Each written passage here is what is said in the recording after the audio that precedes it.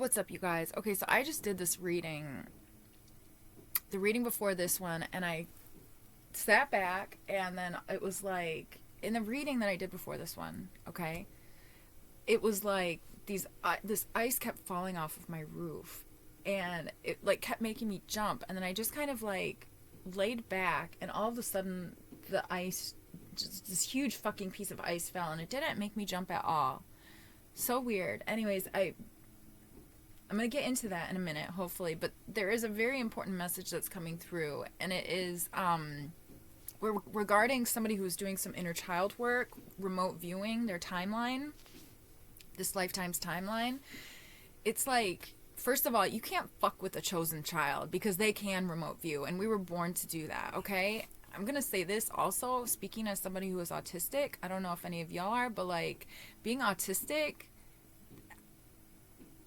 I think there's some sort of a correlation between being psychic and autistic, okay? Side note, maybe I'll get into that.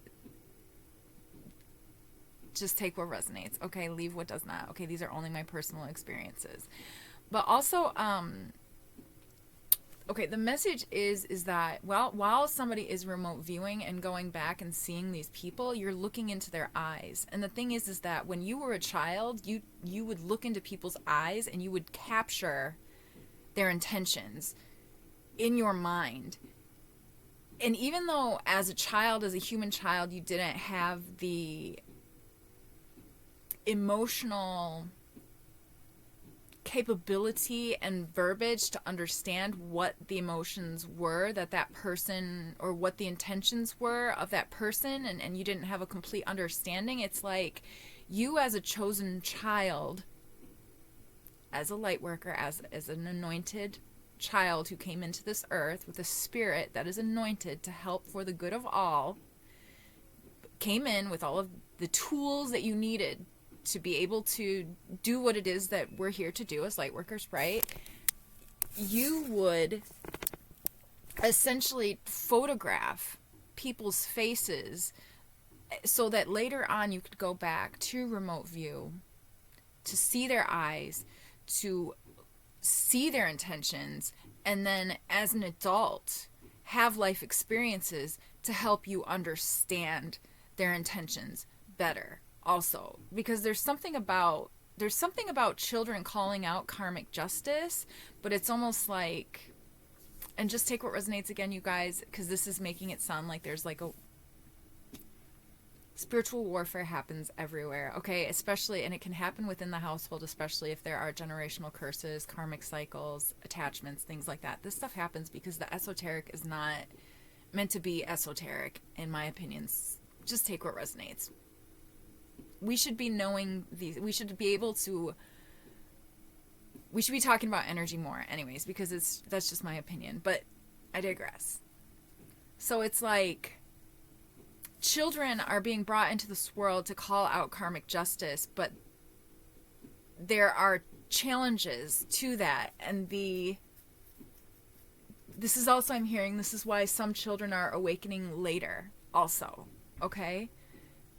And when you awaken earlier, it activates a new timeline, I'm hearing,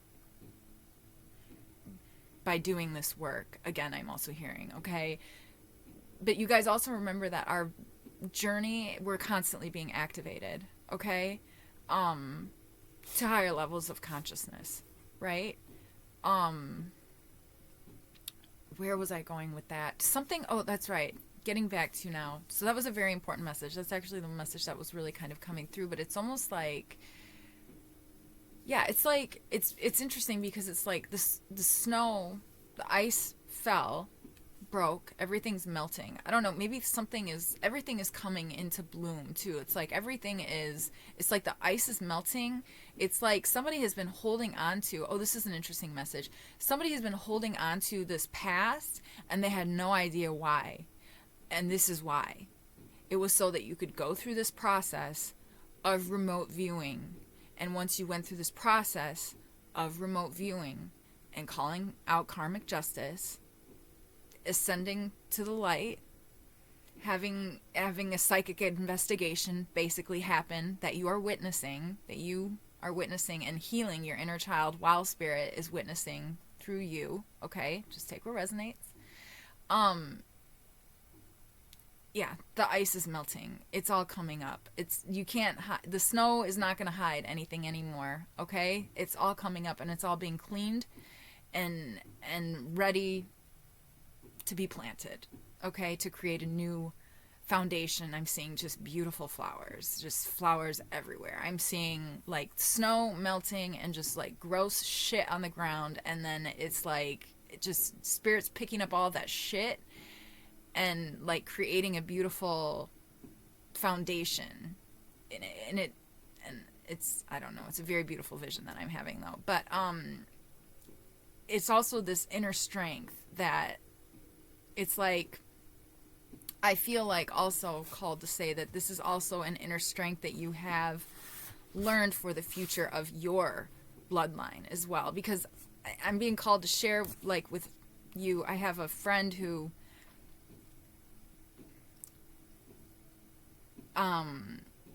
speaks to me a lot about how he's not very good at communicating with his children, and usually his wife has to help him with that. And it makes me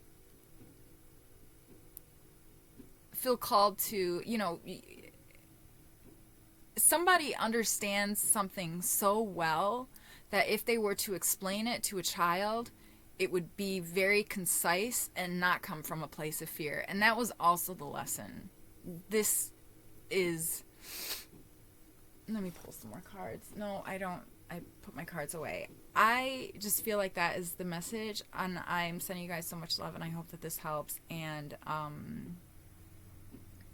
yeah, okay. Until next time.